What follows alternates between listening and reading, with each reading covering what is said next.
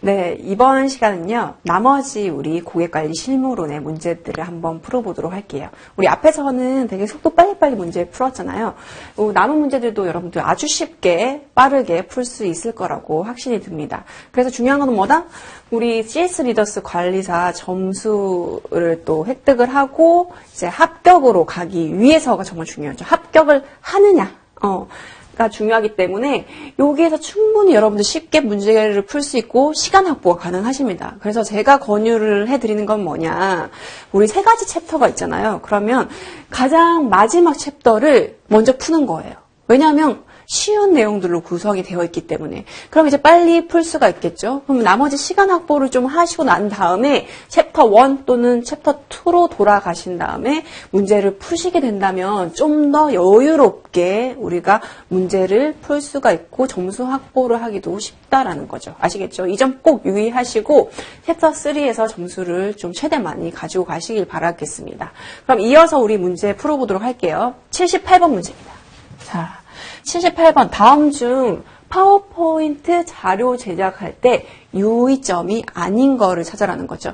여러분들 지금 대학생분들도 많으실 텐데 우리 과제 같은 거 할 때 파워포인트 자료 많이 만들잖아요. 과제 제출할 때. 그리고 요즘에는 발표 수업도 많기 때문에 이 파워포인트 자료 제작할 때 내가 평소 때 어떻게 하면 좋을까? 내가 이제 앞에 나가서 발표할 때 어떻게 만들면 좋을까? 어떻게 디자인하면 좋을까? 이런 생각을 가지고 이 문제를 좀 풀어보셔도 좋을 것 같습니다. 이 제작할 때 유의점이 아닌 걸 찾는 거예요. 아닌 거. 자, 1번. 장식 효과에 너무 치중하지 않도록 한다. 그죠? 어떤 분들은 이 꾸미기에 너무 치중하시는 분들이 많다라는 거죠. 근데 꾸미는 것도 정도가 있다라는 거죠. 근데 막 너무 화려하게 빨갛게, 노랗게, 초록색으로 막 화려하게 이제 하면 이제 보는 사람들은 약간 이 발표자한테 집중을 못 한다라는 겁니다. 그래서 이 장식 효과에 너무 치중하지 않도록 여러분들 파워포인트 구성을 해주셔야 된다는 거 꼭 기억을 해주시면 좋을 것 같아요. 그리고 환경에 따른 배경 색상에 주의한다. 이것도 중요하죠. 이 배경 색상을 흰색으로 하느냐 아니면 빨간색으로 하느냐 파란색으로 하느냐, 이 컬러가 주는 느낌이 다 다릅니다. 그래서 예를 들어서 신뢰감 있는 발표를 해야 되는데 막 노란색으로 해, 알록달록하게 하고 무지갯빛으로 하고, 그러면 이제 느낌 자체가 시각적인 게 중요하잖아요. 그래서 신뢰감이 느껴지지 않는다라는 거죠. 그럴 때는 좀 더 신뢰감 있게 파란색 배경 색상을 활용하면 좋다라는 겁니다. 좀 더 깔끔한 이미지를 제공하기 위해서는 흰색이라든지 이런 것들을 사용하면 좋겠죠. 뭔가 톡톡 튀는 그런 파워포인트를 만들려고 해요. 그러면 이제 검정색으로 하게 되면 톡톡 튀나요? 아니라는 거죠.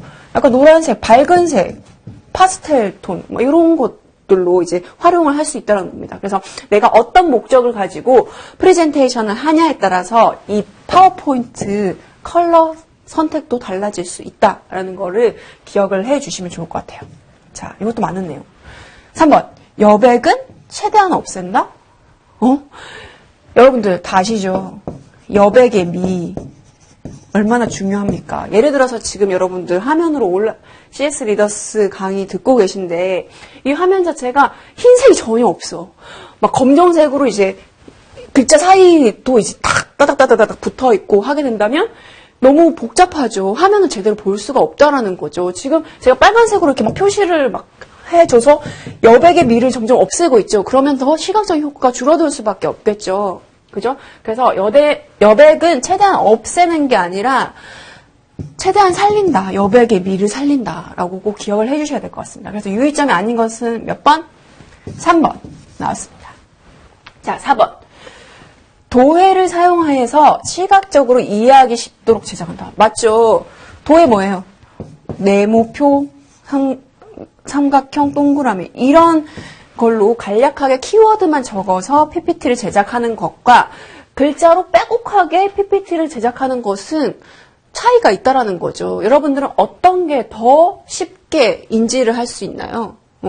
그죠? 도해를 사용해서 시각적으로 이해하기 쉽도록 만들어주는 게 중요하다라는 겁니다. 이거와 관련된 거 우리 CS 리더스의 컨텐츠 뭐가 있었죠? 서비스 청사진. 서비스 청사진도 우리가 서비스 각각의 요소와 프로세스를 뭘로 표현을 했나요? 도표를 사용해서 그림으로 나타내 준 게 바로 서비스 청사진이잖아요.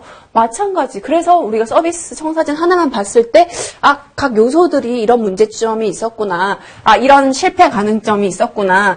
대기 포인트가 이런 게 있었구나라고 쉽게 우리가 눈으로 인지를 할 수 있다라는 거죠. 그죠? 그래서 PPT도 마찬가지. 글자로 빼곡하게 적는 것보다는 도예를 사용해서 좀 더 이제 듣는 사람들이 쉽게 이해하기 쉽도록 만들어주는 게 중요하다라는 거. 그죠? 5번. 동영상, 사운드 등의 멀티미디어 자료는 지루함을 없애기 위해서 꼭 필요한 경우만 사용한다. 근데 어떤 분들은 뭐 1시간짜리 프레젠테이션인데 동영상을 1시간으로 틀어줘. 그럼 말할 시간이 없고 어떤 인사이트를 줬는지 어떤 목적으로 동영상을 틀었는지 이런 거 알 수가 없다라는 거죠. 그죠? 그래서 이 시간에 맞는 자료 구성이 중요하다라는 겁니다. 그래서 동영상뿐만 아니라 사운드도 마찬가지. 이런 것들은 너무 많이 사용을 하게 된다면 이제 집중을 할 수가 없겠죠. 그래서 이런 자료들은 꼭 필요한 경우에만 여러분들 사용을 하시기를 좀 권유를 해드릴게요. 그래서 78번의 답은 3번. 이 문제 같은 경우에도 여러분 내가 이 내용 공부를 하지 않았어요. 그런데 실제 내가 파워포인트 자료 제작할 때 어떻게 하면 좀 더 효과적일까? 이렇게 생각을 해보면 여러분들 쉽게 풀 수 있는 문제가 바로 78번과 같은 문제다라는 거를 기억을 해주시고 넘어가도록 하겠습니다. 79번 문제네요. 메라비안의 법칙. 제가 왜 하고 소리를 질렀냐면 이 메라비안의 법칙은 정말 유명한 법칙이에요. 그래서 이거는 이미지, 첫인상과 관련해서 꼭 나오는 문제 중에 하나고 뿐만 아니라 여러분들 고객관리 실무론 같은 경우는 전화응대도 있잖아요. 전화응대 같은 경우에도 이거 메라비안 법칙으로 이제 설명이 되는 부분입니다. 메라비안 법칙은 뭐였나요? 우리 사람의 첫인상을 결정짓는 요소 중에서 가장 큰 요소를 차지하는 게 뭐다? 이렇게 있으면 뭐예요? 시각적 요소다. 그죠? 그 다음에 두 번째는 뭐예요? 청각적 요소다. 마지막으로 아주 조금 차지하는 게 뭐다? 말의 내용이다. 그죠? 그래서 우리 시각적 요소 중요하다. 그래서 활용할 수 있는 게 뭐예요? 첫인상 좀 어필할 수 있는 거. 면접 또는 소개팅 이런 거 설명할 때 많이 활용되는 게 메라비안의 법칙이죠. 예를 들어서 면접을 보러 갔는데 내가 아무리 좋은 그 인터뷰 내용을 말하려고 해도 그것보다는 합격의 당락을 결정짓는 것은 뭐다?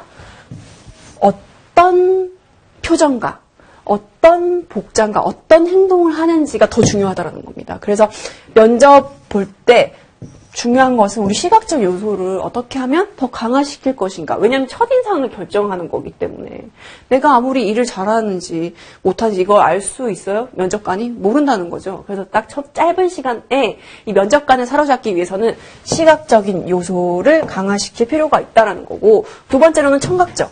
요새는 보이스 트레이닝도 많이 하지 않습니까? 그 두 번째로 중요한 게 청각적. 말의 음색이라든지 아니면 억양이라든지 말씨 이런 것들이 바로 청각적인 요소가 해당이 되겠죠. 그 다음이 말의 내용. 이 면접관들의 질문에 내가 아무리 좋은 대답을 했다고 하지만 이런 것들이 좋지 않으면은 이제 첫인상을 좋게 만들기는 힘들다라는 겁니다. 그러면 여기에서 제시한 청각적인 요소에 해당하는 게 무엇이냐라는 건데, 음색, 그죠? 네, 목소리의 색깔이 있네 없네 이런 얘기들 많이 하지 않습니까? 음색도 청각적인 요소에 해당이 된다는 거죠. 자, 복장 뭐예요? 복장이랑 청각적이랑 무슨 상관이 있지? 복장은 시각적인 요소에 해당하는 겁니다. 그래서 복장은 틀리네요. 다 억양, 그죠? 억양은 청각적인 요소가 맞죠. 그리고 말씨도 청각적인 요소가 맞죠. 말의 내용이 다른 요소죠, 말의 내용. 그래서 정답은 뭐다? 라다. 자, 요거, 아니다. 3번이네요, 3번. 3번이 바로 청각적인 요소에 해당이 된다라는 거를 여러분 기억을 해주시면 좋을 것 같고, 내가 잘 몰라도 돼. 그냥 이 보기를 보고, 뭐가 청각적이지, 뭐가 귀로 들리는 거지? 라고 생각하시고 푸시면 쉽게 정답을 맞힐 수 있는 문제가 뭐다? 바로 우리 79번과 같은 문제다. 옛날에 출제된 거는 메르비안 법칙과 관련해서 이렇게 도표로 이제 그림을 그려놓고, 자, 다음에 해당하는 퍼센테이지가 무엇인가, 말의 시각적인 요소는 몇 퍼센트 차지하냐, 청각적 요소는 몇 퍼센트 차지하냐, 이렇게 가로를 채우는 문제들도 나왔고, 또는 그 반대로, 자, 이게 55%인데 55%를 차지하는 요소는 무엇인가라고 가로 채우는 거. 이런 문제들도 나올 수 있다는 거죠. 그래서 여러분들 메르비안 법칙과 관련해서는 꼭 반드시 숙지를 하시고, 실제 생활에서도 내가 이걸 잘 활용을 한다라고 보시면 될 것 같습니다. 자, 다음 넘어가도록 할게요. 80번 문제입니다. 자, 인사의 그 종류 등도 많이 출제가 되는 부분이에요. 이건 옛날부터 이제 많이 나왔어요. 그리고 각각의 어디에 해당되는 인사입니까? 뭐 이런 문제들도 많이 나왔는데, 자, 크게 세 가지로 나눌 수 있다라고 했죠? 뭐였나요? 양례가 있고, 보통례가 있고, 정중례가 있다. 고개 수임 각도로 이제 구분을 또 할 수 있다라고 했죠. 양례는 15도, 보통례는 30도, 정중례는 더 정중하게 표현을 하는 거니까 좀 더 머리를 숙이는 거죠, 45도. 그러면 여기서 문제가 뭐예요? 정중례 해당하는 것은 무엇일까라는 건데, 이것도 우리가 한번 보기를 보고 유추를 할 수 있다는 거죠. CEO에게 우리가 인사를 할 때, 우리 회사의 사장님을 만났어요. 그런데 고개만 까딱 15도 딱 숙이면 이게 제대로 된 인사라고 할 수 있을까요? 아니죠. 이제 각 조직의 리더가 있을 거 아닙니까? 리더한테는 최대한 정중하게 인사를 하는 게 좋다라는 거죠. 답이 바로 나왔네요. 80번. 1번 CEO에게 인사할 경우에는 우리 정중례를 한다라는 겁니다. 그리고 손님과 상사한테 하는 인사는 어떻게 한다? 보통례를 한다. 그리고 처음 만나서 인사할 때는 어떻게 한다? 보통례를 한다. 이렇게 기억을 해주시면 좋겠죠? 자, 4번 볼게요. 손님과 상사를 2번 이상 만났어. 처음에는 보통례를 하지만 만났던 상사를 또 만난 거예요. 그러면 또 보통례를 할 필요가 없다는 거죠. 2번 이상 만났을 경우에는 이미 인사를 했기 때문에 양례를 하면 된다라고 여러분들 보시면 될 것 같고, 화장실에서 개인적 공간에서 마주친 경우 참 민망한 경우죠. 그런데 어떤 분들은 화장실과 같은 아주 개인적인 사적인 공간인데, 예를 들어서 고객님 만났어. 고객님 안녕하십니까? 큰 소리로 막 인사를 해요. 이거는 매너에 어긋나는 부분이기 때문에 이렇게 개인적인 공간에서 만났을 때는 고개만 약간 숙인다거나, 아니면 눈인사 좋아요. 눈인사로 내가 너한테 인사를 했어라는 것만 인지를 시켜주는 것만으로도 충분하다. 막 화장실에서 막 정중례하고 45도 막 허리 숙여 인사하고 큰 소리로 얘기하고 이럴 필요는 전혀 없다라는 거죠. 그래서 이런 개인적인 공간에서 만났을 때는 어떻게 한다? 양례를 한다 라고 여러분들 이해해 주시면 될 것 같습니다. 그래서 80번의 답은 몇 번? 1번 체크하고 우리 넘어가도록 할게요. 자, 81번. 불만 고객 처리 프로세스로 틀린 것을 찾는 겁니다. 틀린 것을. 자, 불만 고객 프로세스 여러분들 반드시 숙지를 해야 되는 부분인데, 우리 단계가 있었죠. 자, 몇 단계로 이루어졌나요? 근데 이거는 아주 친절하게 단계별로 이제 나타내 준 거예요. 불만 고객, 내가 만약에 서비스맨이다라고 한다면 불만 고객이 왔어요. 그럼 어떻게 처리를 하면 좋을지 한번 생각을 해보세요. 자, 첫 번째 단계입니다. 그죠? 공정성을 유지를 하셔야 되는 거고, 공정성을 유지를 했다라고 한다면 뭐예요? 효과적인 대응을 하셔야 되겠죠? 효과적인 대응을 하고 나서는 뭐예요? 고객과 관련해서 프라이버시가 있을 거 아닙니까? 그래서 그런 것들을 보장을 해주고 나서 그걸로 끝이 아니라는 거죠.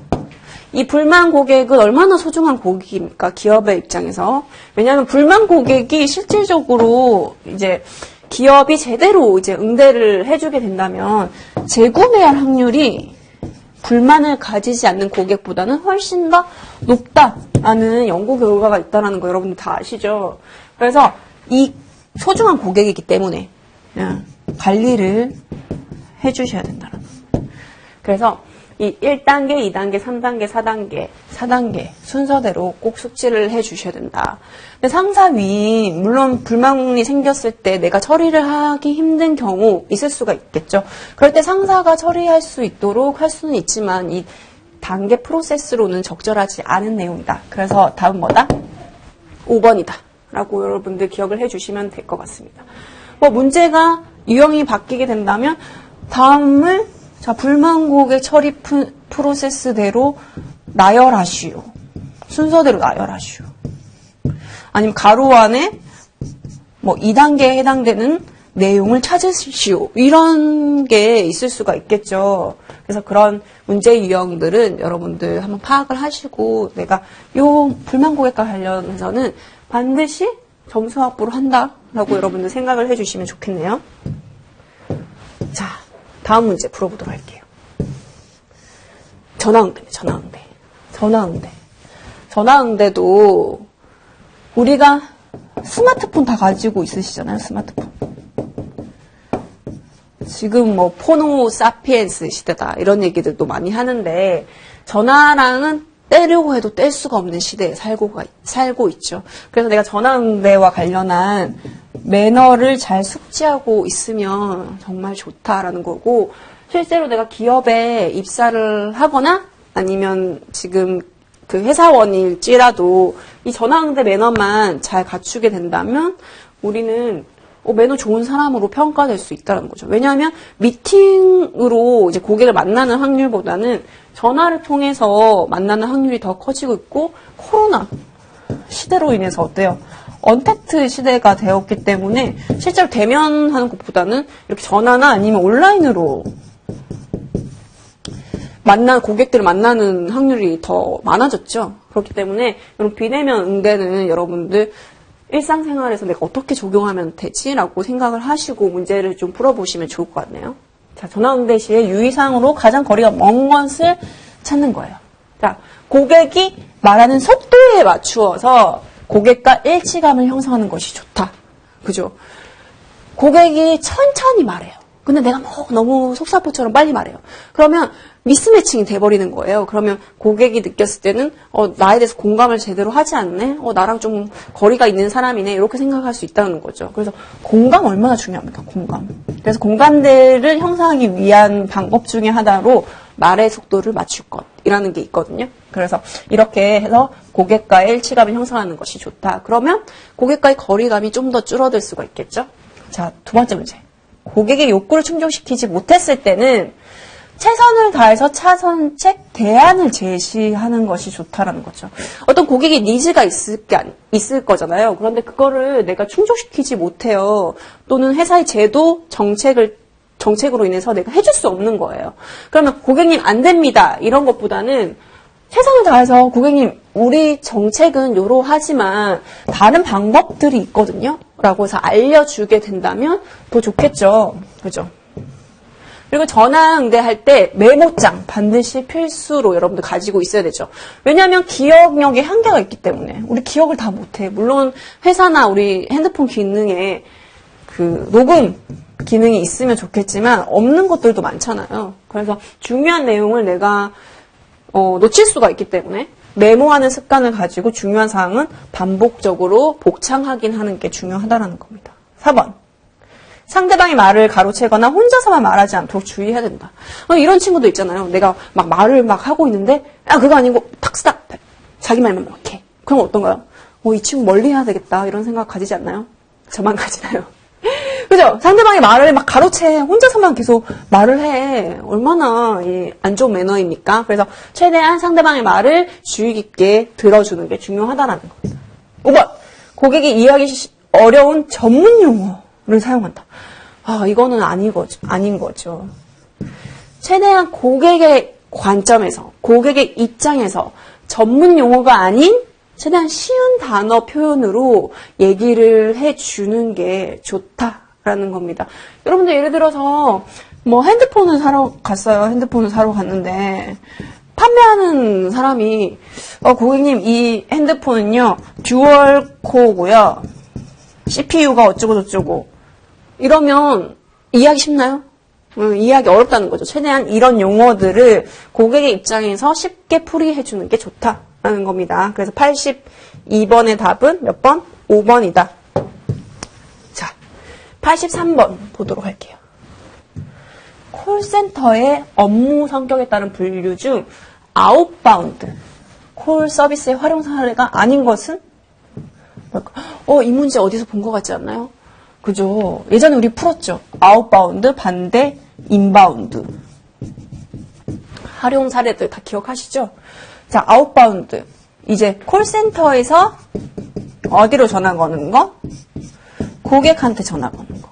이게 아웃바운드라고 말씀드렸죠. 그죠?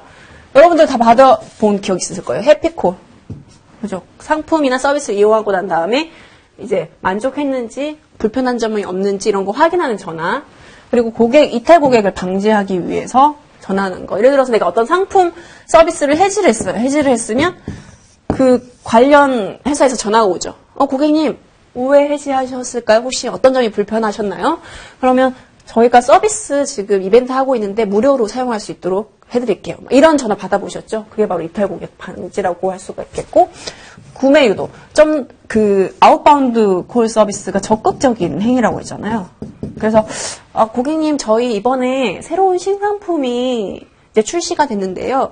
지금 이 기간에만 구입을 하시게 된다면, 저희가 20% 할인 행사 지금 해드리고 있습니다. 어떠신가요? 이렇게 해서 이제 아웃바운드 콜을 하기도 하죠. 그리고 요금 관리 안내 같은 거. 저가 이제 최근에 요 콜을 받았어요. 고객님 지금 7만 원대 요금 쓰고 계신데요. 전화요금. 지금 고객님께서 이 요금을 다른 요금제로 변경하시게 된다면 이거보다 훨씬 더 절약할 수가 있어요. 제가 좀 설명을 해드릴게요. 이런 전화를 받았거든요. 이것도 뭐예요? 적극적인 아웃바운드 콜 사례라고 할 수가 있겠죠.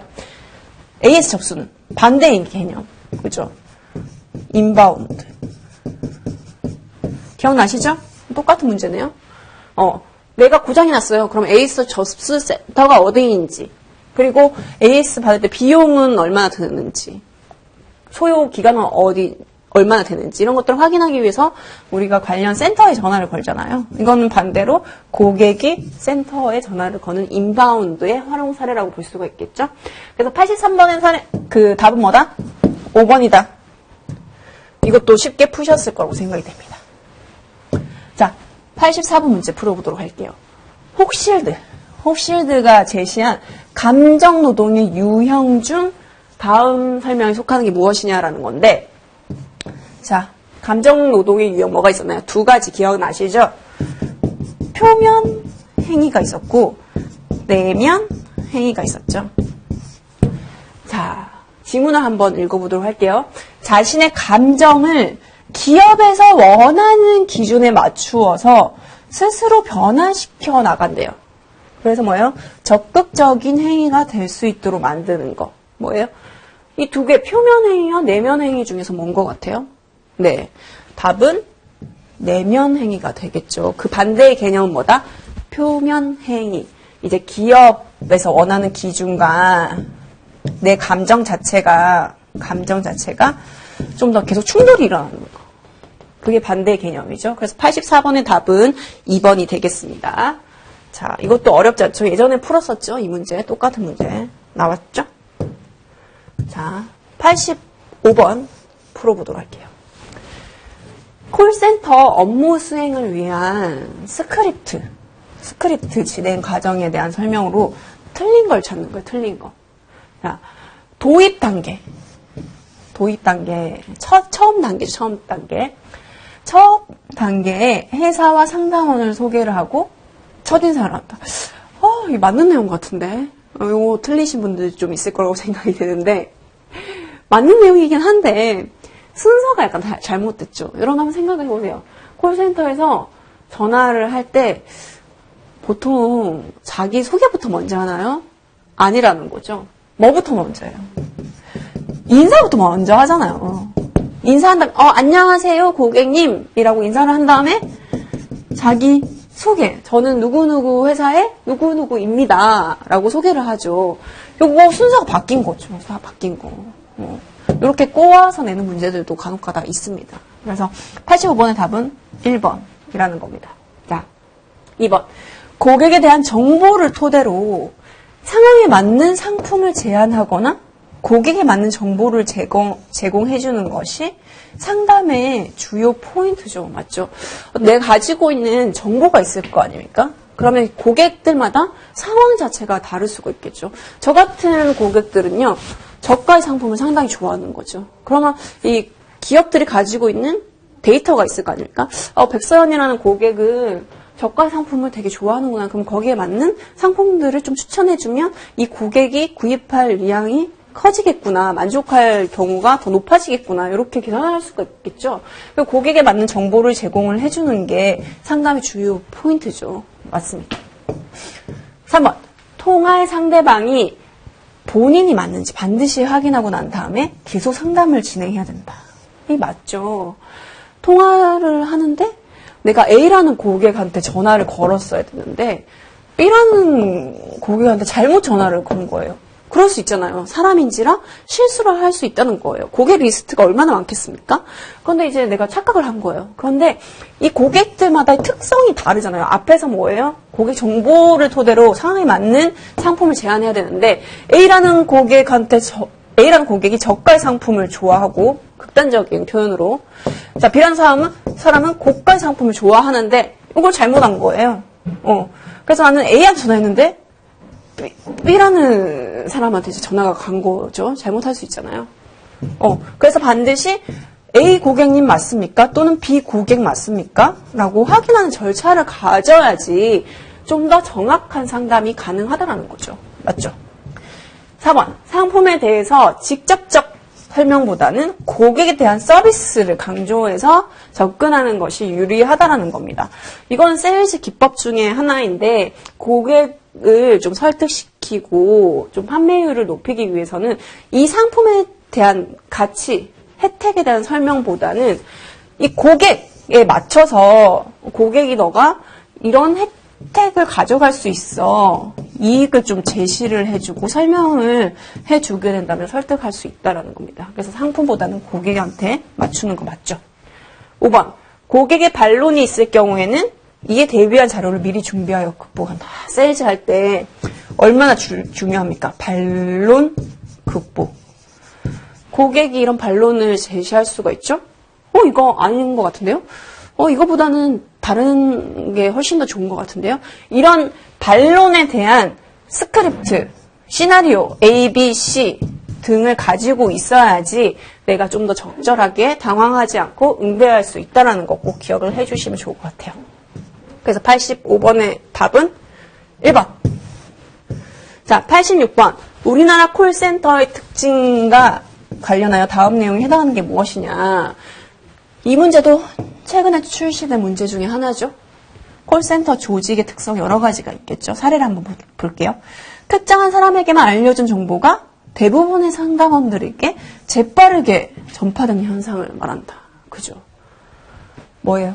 콜센터 바이러스일까요? 심리공황일까요? 철새동주일까요? 협업문화일까요? 한시방문화일까요?